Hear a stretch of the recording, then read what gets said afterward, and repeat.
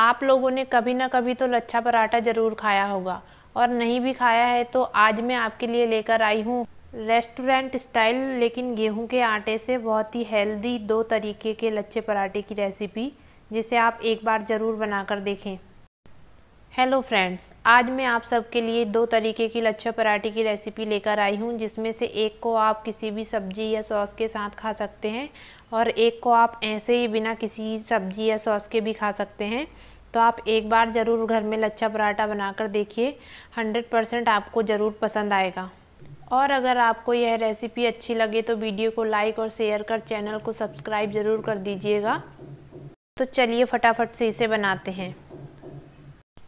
लच्छा पराठा बनाने के लिए हमें एक बड़े बर्तन में 1 कटोरी गेहूं का आटा ले लेना है।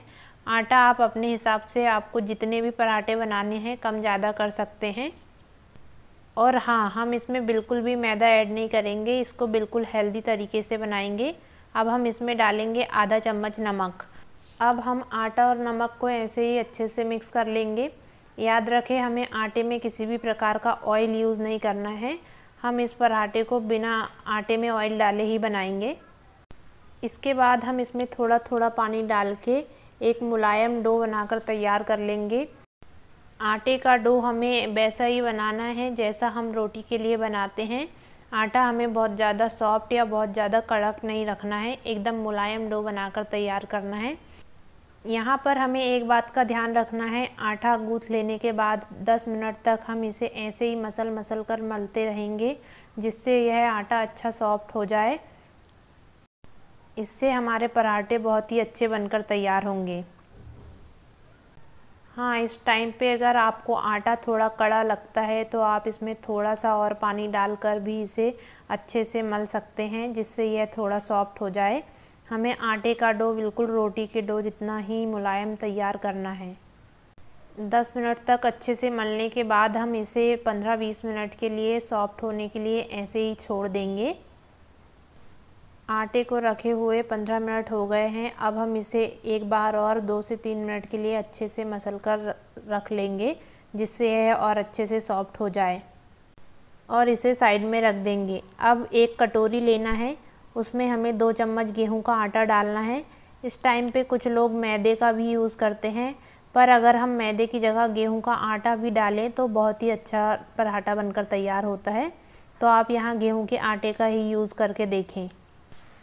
अब हम इसी कटोरी में 2 चम्मच पिघला हुआ घी डालेंगे। आप चाहें तो इस टाइम पर ऑयल का भी यूज़ कर सकते हैं, पर अगर आप घी का यूज़ कर रहे हैं तो याद रखें पहले ही उसे अच्छे से गर्म कर पिघला लें।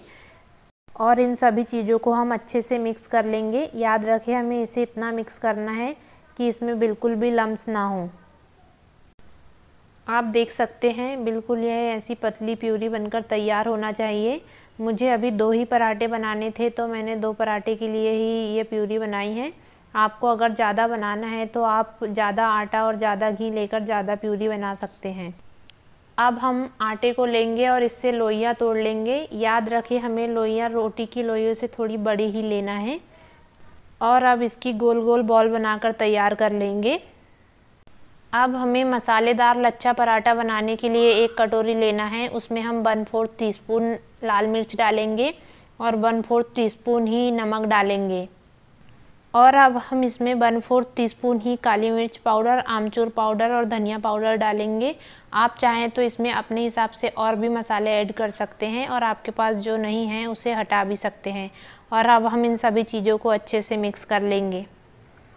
अब हमें एक चकला बेलन लेना है और हम वॉल में अच्छे से दोनों साइड सूखा आटा लगाकर इसे चकले पर रख लेंगे। यहाँ हम इसे कैसे भी रोटी के जैसे बेल लेंगे। याद रखें, हमें इसका साइज रोटी से बड़ा रखना है। यहाँ हमें इसके शेप पर बिल्कुल भी ध्यान नहीं देना है और इससे बड़े साइज का बेलकर तैयार कर लेना है। अब यह रोटी बनकर तैयार है। अब हम इसमें घी और आटे की प्यूरी को अच्छे से लगा देंगे। चारों तरफ से अच्छे से फैलाते हुए इसे हमें पूरी रोटी पर अच्छे से लगा देना है। इस पेस्ट को रोटी के ऊपर लगाने से पराठे की लेयर्स बहुत अच्छे से बनकर आती है और पराठा बहुत ही कुरकुरा बनकर तैयार होता है। अब हमें इस रोटी को एक चाकू की सहायता से पतली पतली लेयर्स में काट लेना है। आप चाहे तो इसकी दोनों साइड्स को ऐड भी रख सकते हैं और ऐसे अलग अलग भी कर सकते हैं। दोनों तरीक़ों से पराठा सेम ही बनकर तैयार होता है। अब हमने जो सूखा मसाला बनाकर तैयार रखा था वह हम इस पराठे पे चारों तरफ अच्छे से फैला देंगे, हल्का हल्का स्प्रेड कर देंगे। इसमें हमें बहुत ज़्यादा भी नहीं डालना है। अब हम इन सभी लेयर्स को ऐसे चाकू से या फिर हाथ से गोल गोल करके इकट्ठी कर लेंगे। ये थोड़े चिपक जाती हैं तो इन्हें आप चाकू से भी कर सकते हैं, और अगर आपसे हाथ से होता है तो आप इन्हें हाथ से भी इकट्ठी कर सकते हैं। बस हमें इन सभी लेयर को अच्छे से ऐसे इकट्ठे कर लेना है। अब हम इन सभी लेयर्स को उठाकर दोनों साइड से पकड़कर एक दूसरे के अपोजिट ऐसे घुमाकर एक सिलेंडर बनाकर तैयार कर लेंगे। इससे लेयर बहुत अच्छी खुलकर आती है।